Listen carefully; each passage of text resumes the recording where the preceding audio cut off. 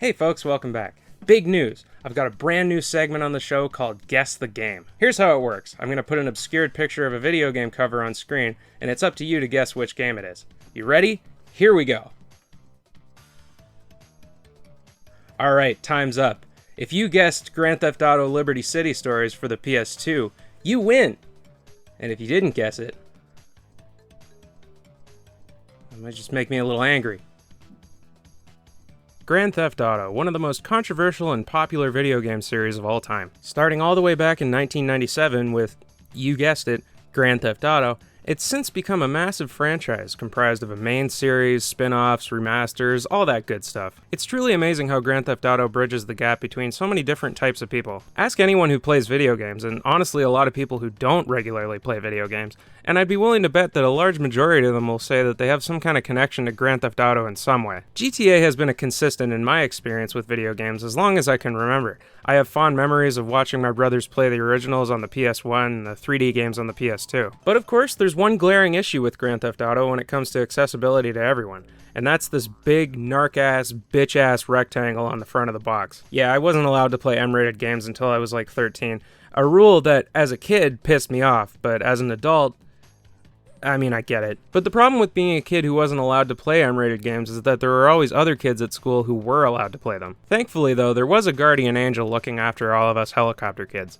The guardian angel of licensed rip-off games. And for Grand Theft Auto, there existed a game based off of a hugely popular TV series that borrowed heavily from Rockstar's Crime Simulator without all the adult themes. And that game was the Simpsons Hit and Run. If you weren't cognizant or alive during the early 2000s, it might be a surprise to find that this game was actually a pretty big deal during the PS2, GameCube, and Xbox era. It's kind of funny when you think about it, because if you can believe it, at the time, a lot of people didn't really consider The Simpsons to be a family-friendly show.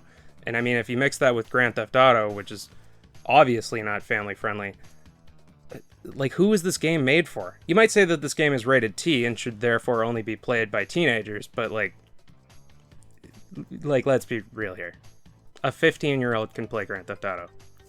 They'll be fine. But anyway, given my big introduction, you'll probably think that I was one of those people who grew up with this game. Nope. Never played this game ever in my goddamn life. But today all that changes. So get ready to... I don't know. I mean, you're probably not going to be all that impacted by this game. I mean, it's a Simpsons PS2 game. Like, let's be honest.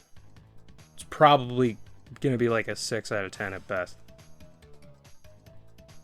Simpsons fans, ready your ears for a little slice of heaven. Shh.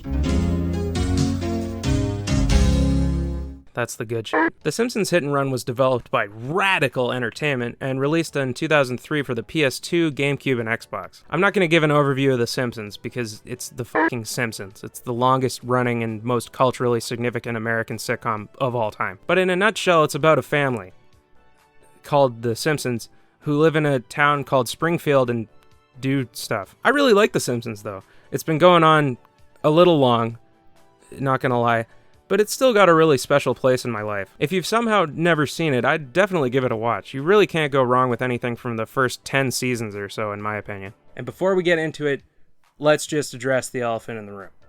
I am aware of the situation with Apu. You don't have to comment about it, because I had nothing to do with it. Or should I say, I had nothing to Apu with it.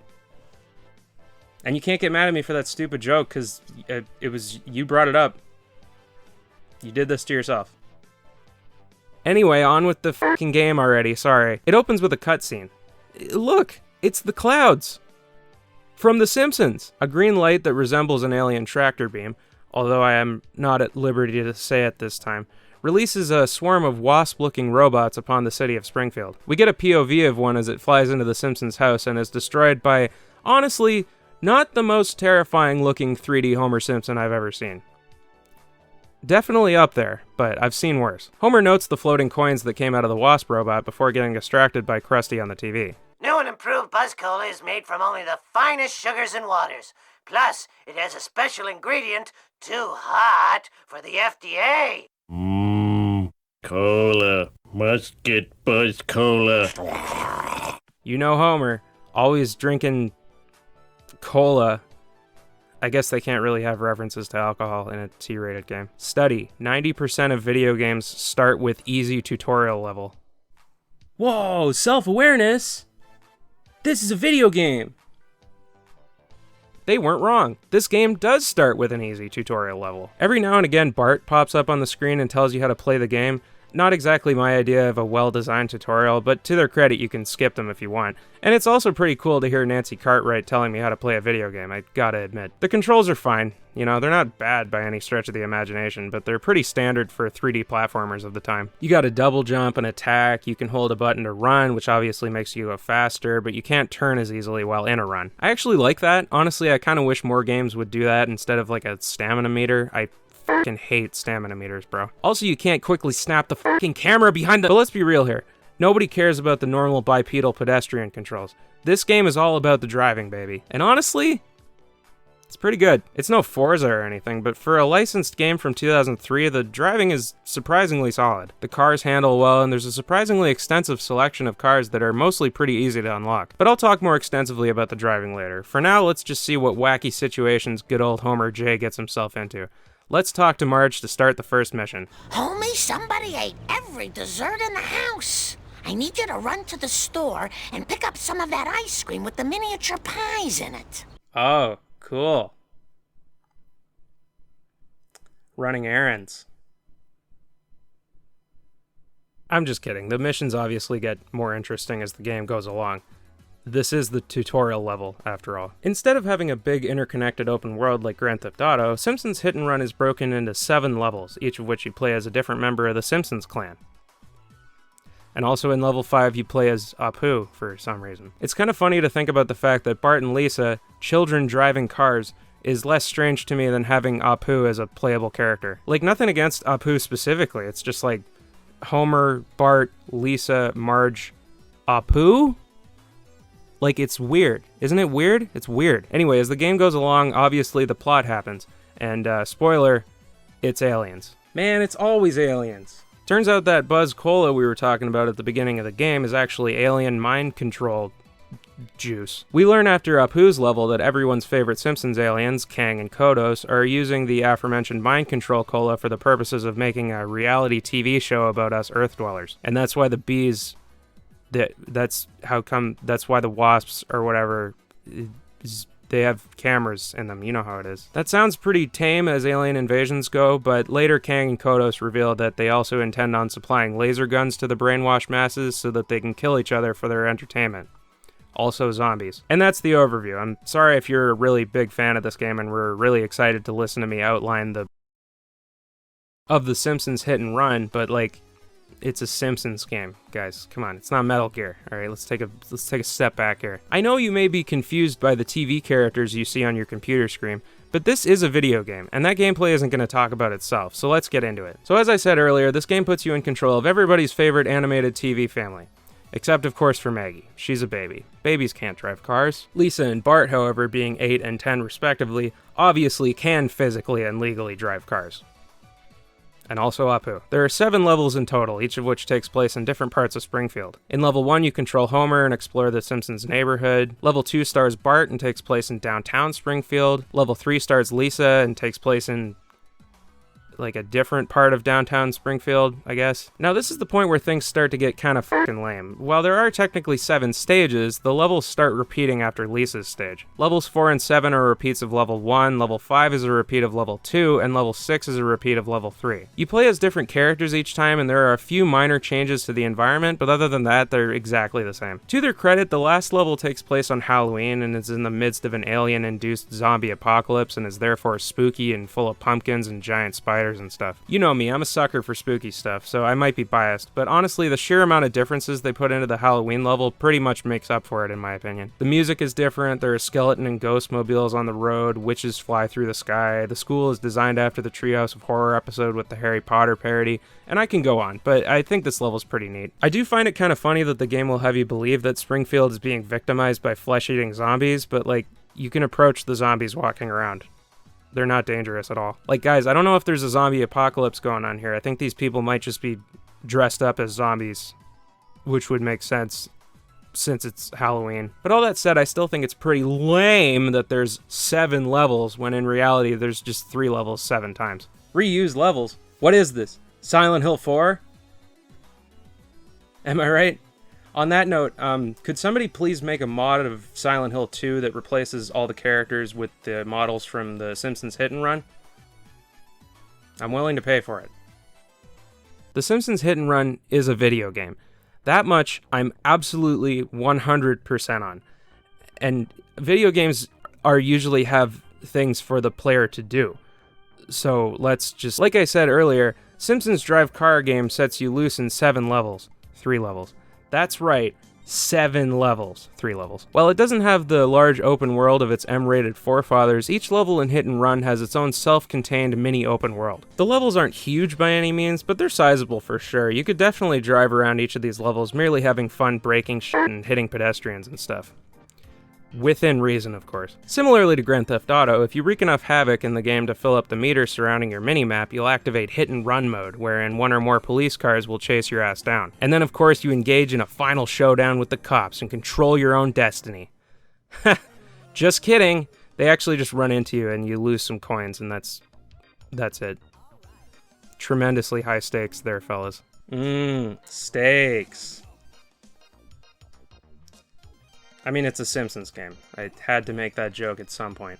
On top of that, there's lots of side quests and collectibles. You can take part in races to unlock cars, complete missions that let you drive the character-specific cars that you use in the main quests, and each level has 7 collectible cards to find, each of which has a reference to an episode of the show that relates to the character you're playing as, which is pretty cool. You can even go into the menu and examine your cards and read about what each one is in reference to, which I think is a lot of fun. If, however, you're really dying to see what happens in The Simpsons Hit and Run for PS2, there is a main campaign. Basically, you drive around each semi-open level finding classic Simpsons characters like Comic Book Guy, Milhouse, Professor Frink, and so on, who give you missions involving, you guessed it, driving. You'll be tasked with racing someone, destroying cars by ramming into them, collecting items, destroying particular objects, speeding away from the cops. Sometimes you have to sit in the passenger seat while another Simpsons character drives, although you still control it, so it's not really any different at all. I gotta say, there is a lot of repetition in the missions with this game. You do a lot of the same thing in each level, but I wouldn't say that I ever found it a drag or boring to play a mission I did in another level. Now you're probably thinking, Ben, is there anything about this game that you did find to be a drag? And I'm glad you asked, because the answer is yes. Also, get it? Drag? Cars? Looking very not laughing right now. And yet I said something funny. Do you have any opinions on that? Okay, folks, get ready, because I'm about to talk about my biggest issue with this game. And there's a good chance a lot of you are going to disagree because it's very much a personal reason. So don't get your panties in a bunch, alright? And I didn't mean that in like a sexist way. Anybody can wear panties. Wow, I didn't like how that sounded either, to be honest. My biggest issue with Simpson Car is the fact that every single mission has a mission timer. That's it. I fucking hate mission timers. Okay, to be fair, I'm not entirely opposed to mission timers. I mean, trust me, I don't like them.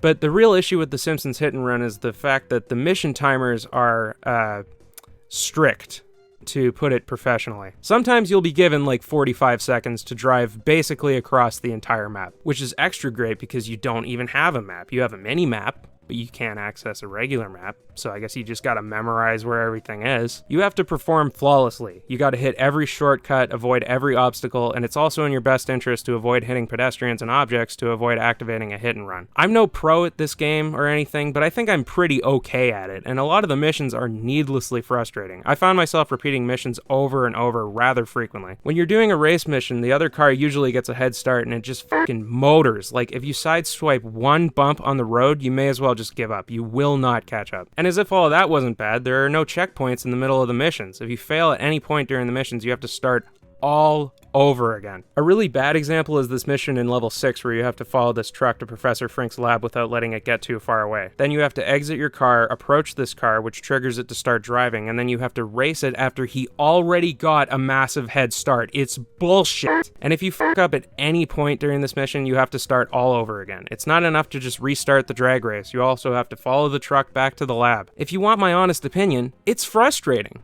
Whoa, I'm sensing a lot of hostility here. But that can't be the case. People love this game. And it has nothing to do with the fact that they played it during a phase of their life where they had no responsibilities and were generally worse at video games, meaning that every game they played took longer and therefore felt like a bigger experience. But you know what? Things don't have to be all serious all the time. I mean, this is a Simpsons game, and in my experience, the Simpsons are pretty silly in general. So before we go, let's have a little fun segment. I'm going to talk about this game from a less analytical perspective. So put your notebooks away, because the rest of this stuff is just FYI. None of it'll be on the test. It's all going to be on the test. Before I really get into talking about the good stuff, I have a few weird things to point out that aren't really bad necessarily, just kind of strange, but I didn't really know where to talk about them, so just bear with me, okay? Jesus, you're so impatient. One thing that's kind of funny is the music, and the music isn't great. It's very generic, I'll say that. But what's weird about it is that the music changes when you get into a car. Oh, this is too cool for school.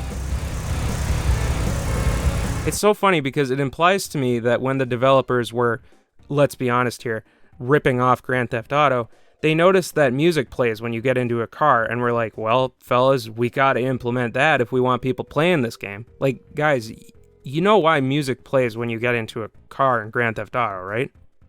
It's because there's a radio in the car.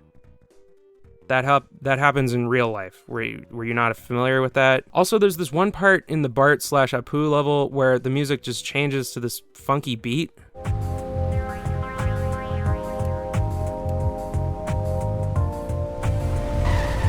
Like, it's weird, right? It's the only part of the game that does that. It's weird. And of course, I would be remiss if I didn't talk about the good stuff. So like every game of the period, Simpsons Smash and Pass has cheat codes up the ass. Standard stuff like invincible cars, a cheat that makes your car jump when you honk the horn, and of course fast cars, which changes all the music to Tracy Chapman. Wow, a Tracy Chapman joke.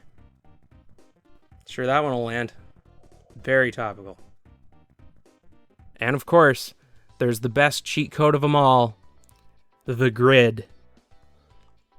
Yeah, I'm not kidding. There's a cheat code that just shows a grid everywhere. And I'm at a loss for words here. I feel like I should be saying something, but grid. But hey, that's enough negativity. Or I guess more like confusion. Let's wrap all this up with a nice little positivity segment. I gotta be honest, going into this game, I had pretty low expectations. It's a beloved game from its time, and lots of people online seem to swear by it, but I'm sure you'll forgive me for not exactly being quick to trust people online about old games. Like, let's be real here. It's a licensed Simpsons driving game for the PS2. It didn't need to be good. But you know what? I'd be lying if I called The Simpsons Hit and Run a bad game. It's no masterpiece, but it's pretty fun. One thing that really exceeded my expectations was the driving. It's basically the same as every other driving game at the time, but it's actually really solid and feels good to control. Each car has different stats, and you can actually tell. It's worth switching cars between missions depending on what the objective is. None of the cars feel difficult to control. They feel different, for sure, but none of them feel, frustrating, you know? All that aside, though, the most impressive thing about the driving, in my opinion, is the drifting. No joke, Simpsons Hit and Run has some of the best drifting controls I've ever seen in a driving game. I don't exactly know how to explain it, but it just feels so smooth. I feel like a lot of games struggle to implement drifting that feels good and works well, but this game accomplished that. There are also a lot of little things that I really like about this game. The coin get noise is like a slot machine, which I think is neat. I don't think I've ever seen that in a game before. The collectibles are cool and mostly fun to find, and I really like how sometimes when you get into a car, it just kind of automatically pops you in instead of making you watch the character fucking approach the car, walk around it, get in. And probably best of all, the writing in this game is great. It touts on the back of the box that the story was written by the actual Simpsons writing team, and it shows. Here's your reward, a prayer from the Lord's #1 fan. Our Father in heaven, bless this noble oaf. Stupid Flanders getting happiness from religion. I must get the last copy of the new Itchy and Scratchy Adventures comic. It's the controversial issue in which they finally kiss. I'm busy collecting evidence on Jailbird. We're busting him on the 3 strikes law. How many strikes do you have so far? No strikes. But that's only because I'm a very, very bad cop. It's nice to play a licensed game where you can tell that no corners were cut in terms of the presentation. All the voice actors are here, the character models look pretty good, the alternate costumes are a lot of fun, and the levels are packed with jokes and references to the TV show. In a lot of ways, this feels like the definitive Simpsons game of the time. And I think that's pretty cool. Wow, the Simpsons Drive car game. Who would have ever thought that the funny TV family could also be the funny video game family? I mean everyone, because there's like 1,000 Simpsons games. You know, as licensed games go, especially games from the early 2000s where literally every single intellectual property needed to have a video game, this one's pretty good. I mean, I'll probably never play it again, but I don't know. I didn't write anything. Overall, Simpsons Hit and Run gets the official Idiot Ben seal of I've played worse. Monorail, am I right? I don't know. I feel like I didn't make enough Simpsons jokes.